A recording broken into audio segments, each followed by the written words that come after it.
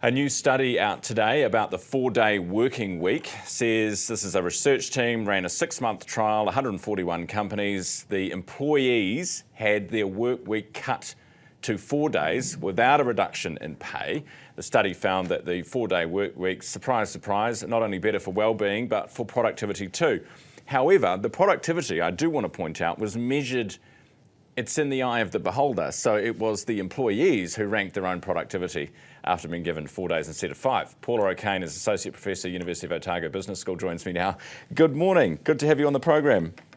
Kia ora, Ryan. Paula, do you think that, because a lot of these businesses that they've looked at were also not-for-profits, right? So I have no doubt if you cut me down to 4 days, I would tick every box that you put in front of me saying I was more productive, my well-being had improved. But from a business point of view, can we say it's a good idea? So I think it depends on the business that we're looking at.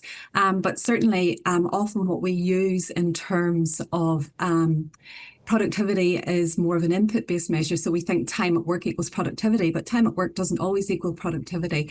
If we were looking at more output-based measures, then we're able to say, well, actually, I can do the same amount of work in 4 days that someone else might be taking 5 days to do.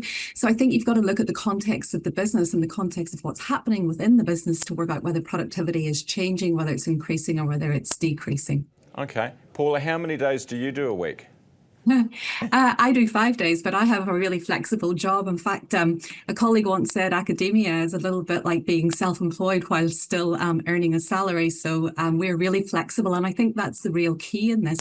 If you offer people flexibility, whether it's a 4-day working week, whether it's compressed hours, whether it's working from home, all of those types of time and place flexibility can actually give people a lot more control over their work. And if people have more control over their work, then they feel more empowered.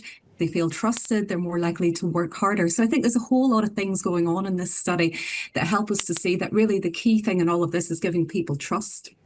Paula, you can't just spray and walk away. You can't just introduce this policy and then walk away and expect everything will change. One of the things that the businesses who've done this well is that they've looked at what are we wasting time on during the week. I mean, the number of endless meetings that we all go to in our work lives, and you're sitting there wondering, what the hell am I doing here? Why are we sitting down? Why is there food? I mean, that encourages people to stay longer.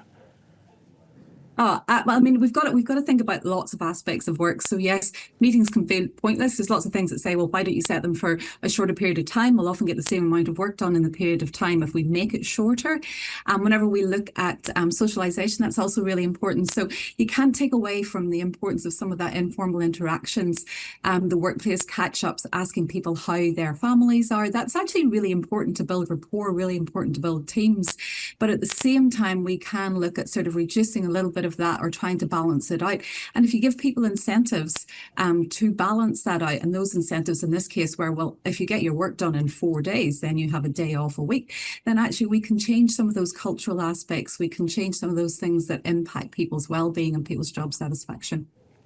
All right. Appreciate your time this morning. Thanks for coming on. That is Paula O'Kane, Associate Professor, Otago Business School at the University of Otago, talking about this study out this morning on a 4-day work week.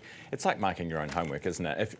If we cut your working hours down to 4 days instead of 5, then of course you're going to be saying, yeah, I feel better, I'm more productive, life is so much better, I'm sleeping better, everything's better. But whether it makes good business sense is quite a different thing.